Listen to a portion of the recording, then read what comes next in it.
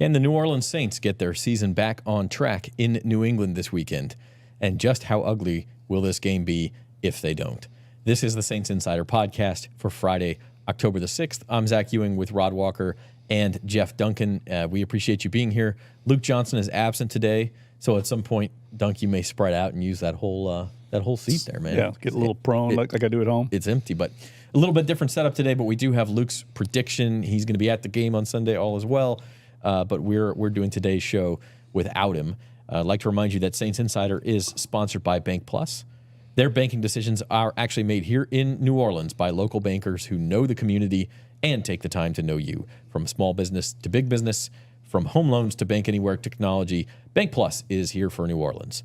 Learn more at bankplus.net. I think you can actually see their building from the Dome. You can just walk over there. It's probably not open on Sunday, but you can just walk over there and check out Bank Plus. We're going to check out Saints Patriots today, kind of a deep dive on the game.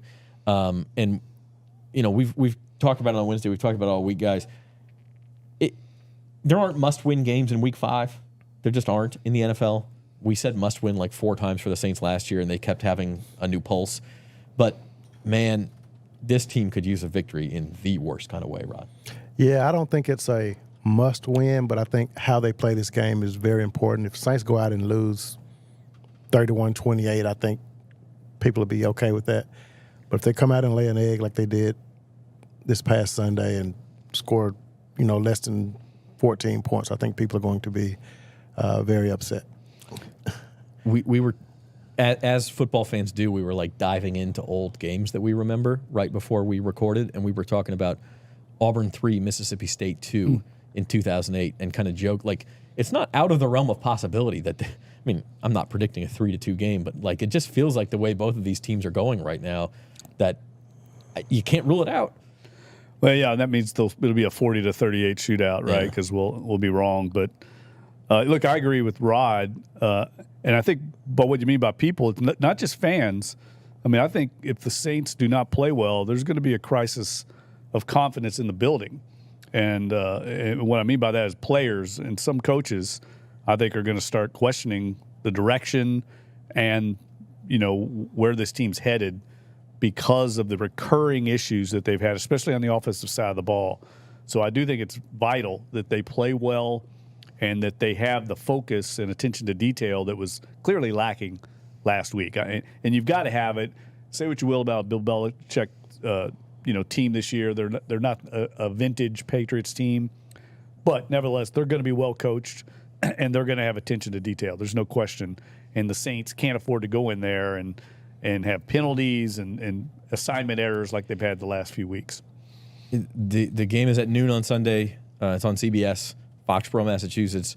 Betting line Patriots -1. I think you can get Saints -1 in some places, actually. So it's a true toss-up game. At Caesars, it's a Patriots -1, which is where we pull this line from. There's, to your point, Jeff, there's like tension in that building a little bit. And the only thing keeping it from kind of boiling over, and I say in that building, I mean the Saints facility on Airline, the only thing keeping it from boiling over is sort of this attitude of like, hey, we're 2-2, we're okay, we know we need to get better, but we still have time to do that. We're not 0-4 or anything. But that tension's just going to keep ratcheting up until you do get a good performance. Yeah, and I would say that I like what I hear from the players and the coaches this week of taking ownership. It feels like there is an accountability, and it's not just it's all Pete Carmichael's fault. I think everyone to a man on the team understands that they've got to play better, they've got to handle their assignments better, and yes, they do have to coach better, but it's not just that simple. Players have to play better, including Derek Carr, and I mentioned that in my column this week. He's got to play better, and I think he will. I think he'll play well. The lifetime he's only 1-3 against the Patriots, but we've seen Derek Carr play well this year, and I think that last game is almost like an anomaly in some ways. And I think he was not 100%. And everyone you talk to about this type of injury, it gets better with time. So hopefully that shoulder will be healed because he's going to need it. They're going to need to come out early, I think, in this game and score early and play well early to kind of bolster their confidence. I don't think they need to come out and slog around offensively because I think that could undermine their confidence and their enthusiasm. Let's dive in a little bit. We'll start with Saints offense versus Patriots defense. And this is what everybody's talking about, the play calling, the lack of explosive plays, the lack of getting the ball to your playmakers in a spot where they can really hurt the defense. Bill Belichick and his D are not exactly where you want to start or who you want to face when you're having that problem. Yeah, this is they're down two really key pieces on defense. Christian Gonzalez, the cornerback's out. Matthew Judon, who's a pass rusher's out. So those are, huge parts of what they like to do. And so the Saints are going to need to take advantage of that if they can. And, what we saw last week with this Saints offense, though, I just thought it's not going to be good enough. And if Carr's not able to take some shots down the field, I think they can have some problems. Last week everything was pretty much behind the line of scrimmage or close to the line of scrimmage. And I don't know if that was because of Carr's injury or it was just a game plan, but, to sort of help with keep the pass rush off of him. But I think they'll have to take some shots downfield. I think they need to get their running game going, which has been an ongoing thing with this team all season. We've talked about how they haven't been able to run the ball. So they have to do all of those things to be effective against a Patriots defense. Yeah, we talk about the Saints being at a crisis point, like the Patriots are too. Sometimes you forget what the other side is going through. They just got killed by the Cowboys last week, 38-3. There was like 2 defensive touchdowns in that game. It wasn't like their defense just got ran roughshod over. But they're 1-3. They actually played the Dolphins fairly tough in a game that they lost on Sunday Night Football, I think in week 2. They played the Eagles pretty tough in week 1. They've played a tough schedule. This is not a team used to getting blown out. So to see them lose 38-3 to the Cowboys, you just know that the Patriots are in the same boat where they're saying all week, hey, we've got to circle the wagons. We've got to get back on the up and up. Here's an opportunity for us at home to set things right. 100% agree. The Saints are desperate, but I think the Patriots are even more desperate. That's the worst loss in Bill Belichick's tenure. So he's going to have their focus and attention of his team this week. I read some of the news coverage coming out of Boston. They called that a franchise-altering loss. They've called this game maybe a potentially career-defining game for Mac Jones. So I thought you were going to say for Bill Belichick. And for Mac Jones. But what I'm saying is there's every bit as much a sense of urgency on the other side as there is on this side. So somebody here that loses this game is going to be in full-scale crisis mode. And the Patriots historically don't lose back-to-back games very often. Now, the old Bill Belichick teams kind of skew the numbers, but I know Dennis Allen used this figure and statistic to his team in the team meeting this week that they've won 70% of the games after a loss under Bill Belichick. Now, the last 3 years, I'm sure that number's lower without Tom Brady. But the fact is, they're going to be ready to play. They're going to have the home crowd. This is a place the Saints have historically struggled. I think they've won one of their last 4 trips to Foxborough. They did win their last game. Yeah, it was the last one. But they historically have struggled there, as everyone has when the Tom Brady era. But this is not going to be easy in any way because of the desperation of this Patriots team. And you call it career-defining. I think for Pete Carmichael, this game is sort of career-defining. I think the Saints offense has to play well this week because I know Dennis Allen said there won't be any coaching changes, but if this team comes out and struggles Sunday and can't find the end zone at any point, you have to do something different, I think, at that point. Yeah, there won't be any coaching changes this week, but if it happens again, Dennis Allen's got to know that at some point it's going to be him in the crosshairs. And if he doesn't make any changes and you keep getting the same result, he's just got to, unless he wants to lose his own job. Well, and I think if you read between the lines what Dennis Allen said this week, I think it's pretty clear. He has not come out and 100% back Pete Carmichael. He's used a lot of veiled language of like, we're going to get it right. We understand there's a sense of urgency, but he's not come out and said, because I think he knows he might have to make a change, and he's not wanting to go back on that word if he does have to make a change. And I can tell you, they're in the building, there is some questions and frustration and certainly some concern about the direction of the offense. So it's clearly something at the higher level of the organization that is a concern. And like Rod said, if it doesn't happen this week, it's going to happen soon because this is now 10 games. And even Pete Carmichael said it's not just this season. It goes back, I tweeted out today, 10 games now, not scoring more than 21 points. The next closest team in the league now that the Bears have kind of shown up is, I think, the Raiders with 5. So no one else has had this So stretch. You're double everybody else in the Right. league in this sort of drought of futility.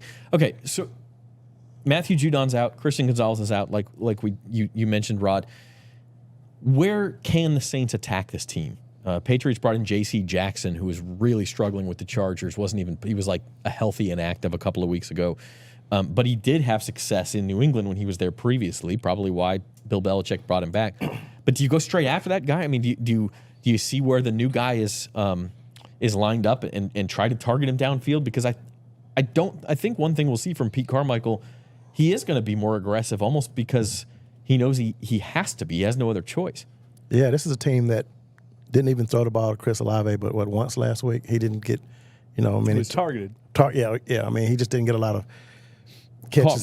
Caught one pass. Yeah, but and Christian Gonzalez is a guy who usually follows the top receiver. They don't have him to chase Chris Olave around, so I think Chris Olave could have a really big game this week. I think they're going to have to make sure he has a big game this week. I think that'll be key for this team. Possible rain in the forecast, by the way, although that doesn't always, unless it's really driving rain, doesn't always stop an offense, but it could be a factor. Here's a question. What's the Saints' first play call from the line of scrimmage? I mean, it almost feels like this is one of those opportunities where they do something, maybe not crazy, but super aggressive, right? Like I kind of feel like this is the spot for that. Pete Carmichael to say, you want aggression, here's aggression, we're going to throw it deep on the first play, or we're going to run some, I don't want to say the dirty word reverse after last week, but something out of the box, out of the ordinary, if not the first play, then in that first series. Well, I guarantee it's not going to be that fake to Derek Carr, reverse to Alvin Kamara. It's not going to be that because that did not work. And but I agree. I do think they need to establish early some type of tone for this offense and send a message. And they've done that in the past in these games, whether it's establishing the run or whether it's trying to be aggressive going deep. But I do think, I remember last week us on this podcast talking about how Dennis Allen said they need to establish the line of scrimmage.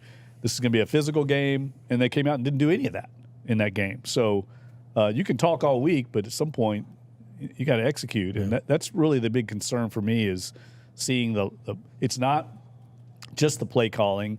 It's the offensive lines having issues. James Hurst really had a struggle last week. Carr did not play well. So it's just one thing after the other. They're down a little bit at tight end. I think Foster Moreau is going to be back this week, but they just haven't really hit on a lot of cylinders other than these receivers who I think have played well as a group.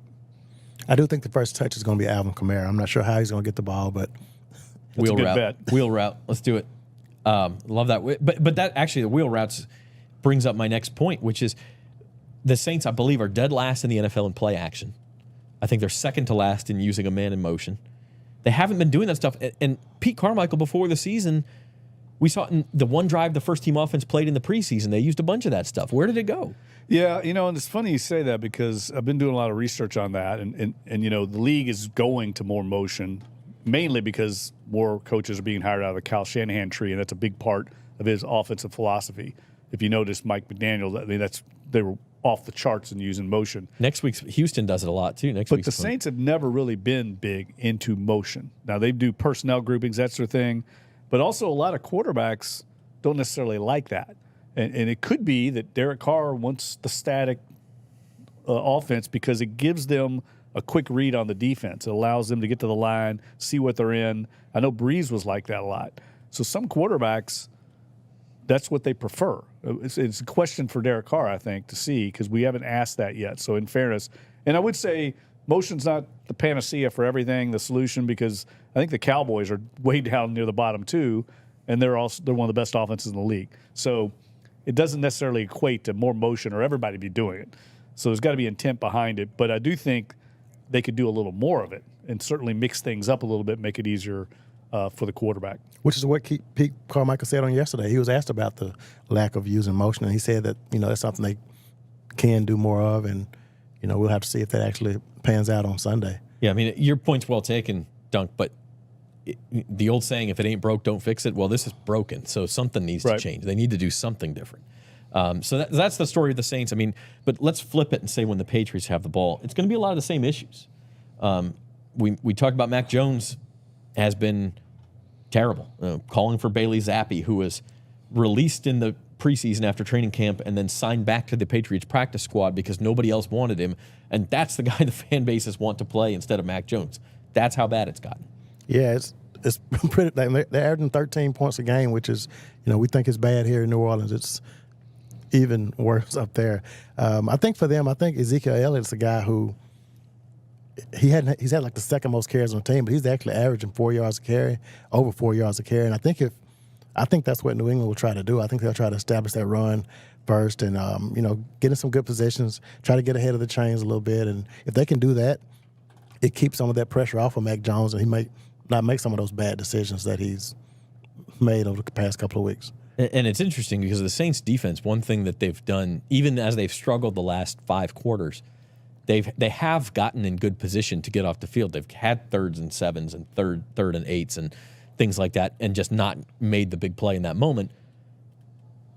So if that's the Patriots' strategy, I think you got to like that if you're the Saints, because they've been pretty good on those first and second downs of keeping teams behind the sticks. Yeah, and I agree 100% with Rod. I think it's the only way New England can win the game is if they can run the ball, because the Saints they're going to get after Mac Jones, and we've talked about it before.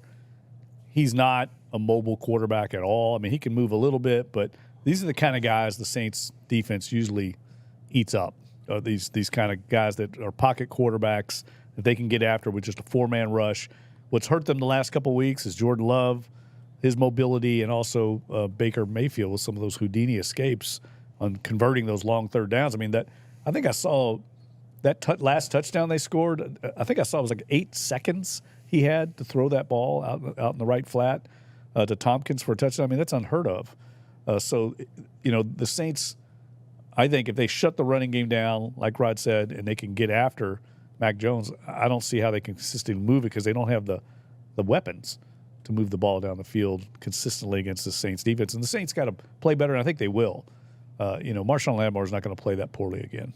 No, and they do have to play better. Moving forward, things will get more difficult on this defense. The Texans have looked good offensively the last few weeks. Trevor Lawrence is becoming an elite quarterback in Jacksonville, or at least he was. We'll see. And then after that, you've got Anthony Richardson and Justin Fields back-to-back. And we talk often about how those mobile quarterbacks are kryptonite to the Saints. So it'd really be a good time for them to have one of those get-right performances. And look, you mentioned it earlier. I think it's important to note the Patriots have played a difficult schedule, maybe the most difficult schedule in the league. I mean, if you looked at the 5 best teams in the league, I think everybody would have the Cowboys, Eagles, and Dolphins in that top 5. So they're a little bit skewed, their numbers. I mean, they played a much more difficult schedule than what the Saints have played. So while they haven't scored as much, those are elite defenses, especially when you get behind early the way they did to Dallas and to New England. To Miami, you're playing catch up, and that's always difficult in the NFL. All right. Keys to the game, beyond what we've talked about already, and we'll hit on special teams for a second too, but let's do keys to the game. Rod, you mentioned the rush defense. Is that where you go as your number one thing? The Saints do this well. You turn toward offense. Where are you going? I think that's definitely a key. I think for the offense, the Saints can't turn the ball over. New England's only forced 2 turnovers all season, so they're not a team that forces turnovers. So the Saints can't beat themselves against a team like this. And to me, that's going to be a key. So Derek Carr's going to have to, take care of the ball.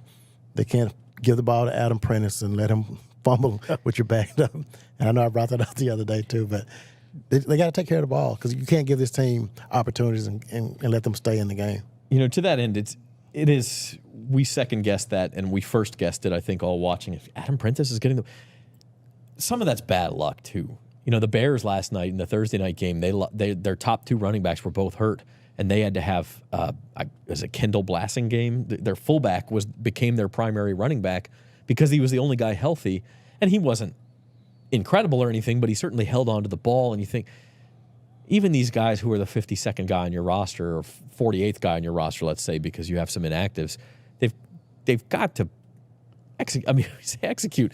It's just bad luck from a coaching perspective too, where you go, the one time I turn to him, he can't, he doesn't get the job done. And sometimes I think, we always look myopically at the Saints team, we don't think about, hey, that was just a good play by Antoine Winfield. We never want to give credit to the other team. And I think I'm a big believer. Antoine Winfield's a stud, and that guy made a great play. I mean, he came in right at the very last minute and punched it out. If the Saints do that, if you flip the coin and Marshawn Lattimore's one punching out, we're all talking about how great Marshawn Lattimore is, how cagey he is, how smart he is. So sometimes you have to tip your cap to the other team. And as Pete Carmichael pointed out the other day, they've run that play with the fullback a lot historically, whether it's Prentice or Michael Burton used to do it, especially in that situation. So it's not like it's unheard of what they did. But my key to the game, just getting back, in addition to what Rod said, I think they've got to get an explosive player too. They can't have this pop gun offense. You know, that's what worked. That was the formula that worked in the first 2 weeks, getting those big plays to Chris Olave, whether now you get it to Kamara, whoever it is, somebody's got to make a big play to kind of take some pressure off this offense. You took the key right out of my mouth, so I got to give you credit for that. But I'll actually double up on it and say they've got to get more explosive plays than they give up, because that was a problem last week, and honestly against the Packers as well. Those teams were getting chunk plays, and the Saints weren't. So you'd like to see that defense button that up. Let's not give up much over 15 to 20 yards.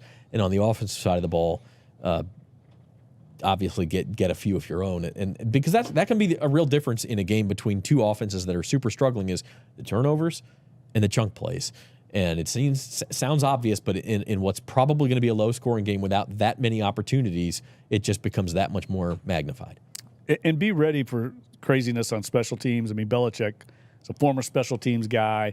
He can wax poetically about special teams for hours.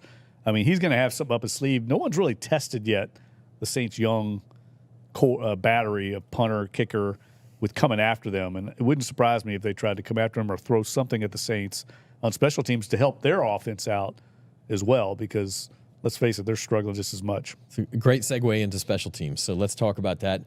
Bill Belichick gave the most effusive praise to a special teamer I think I've ever heard, talking about JT Gray this week. Made him sound like he was destined for Canton. Where'd he go to college? Yeah. Ole Miss, I think. Did he go to Ole Miss?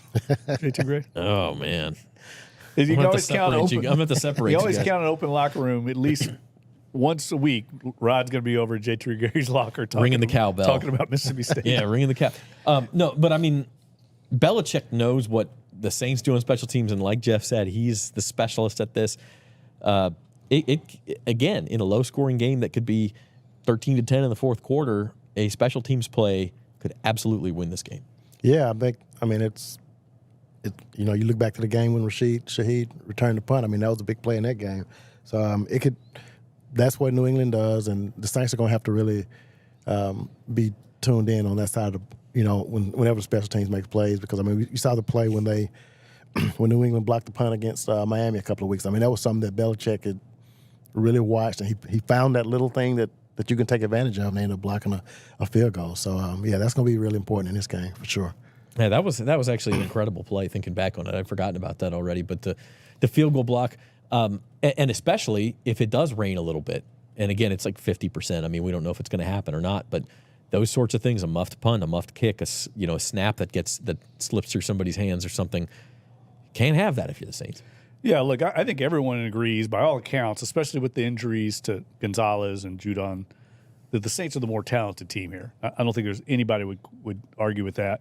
But the great equalizer is Bill Belichick and his staff. And so this is a big test, in my opinion, of Dennis Allen and his staff. I mean, are they going to be up to it? Are the leaders of this team going to have the attention to detail? In preparation this week, we've heard that a lot from Derek Carr. Chris Olave talked about it yesterday. Mike Thomas talked about it.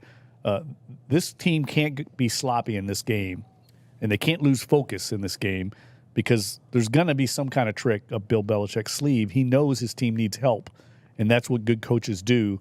So, to me, Dennis Allen and his staff have to have a good game plan, and the players have to execute.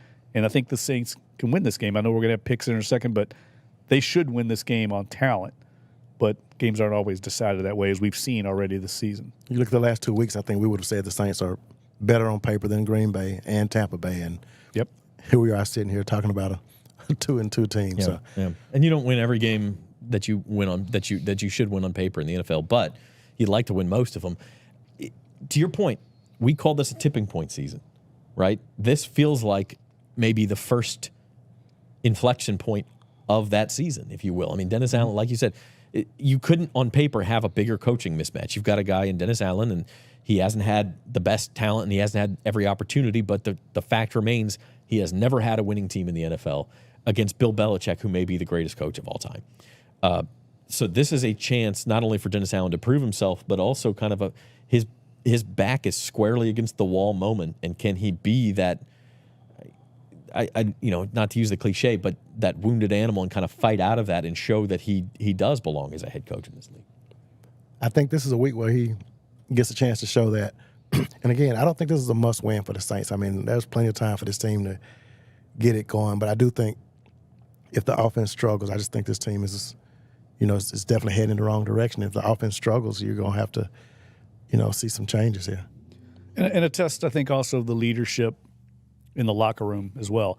I mean, if this team comes out and gets behind early, that crowd's going crazy, and you're in that road environment, a hostile environment, that's when your leaders step up. That's when you need poise and execution. How's this team going to respond? So I think that's what I'm most interested to see is the response from this team after laying an egg last week, being disappointed with the loss at Green Bay.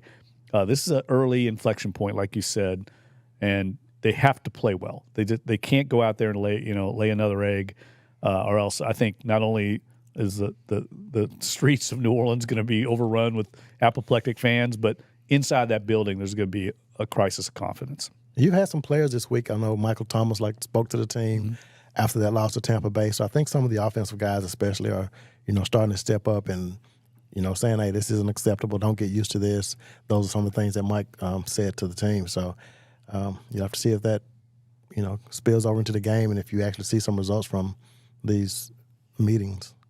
Yeah, it's certainly one of those situations where if it goes wrong early in the game, the doubts start to increase on the team, the tension increases, and then next week you're just going to hear more and more of that chatter and those questions of how are you guys going to fix it and why hasn't it been fixed yet? And so not a must-win, but certainly one that would help their situation immensely if they could get a victory. So having said that, Saints Insider Podcast is brought to you by Bank Plus, and we're into predictions mode here. Luke Johnson could not be with us, but Luke has picked a barn burner of a game. We'll give you his prediction, Saints 14, Patriots 13, which seems very realistic. It could easily be a 14-13. Yeah, in the teens. I mean, I think that's the chalk selection.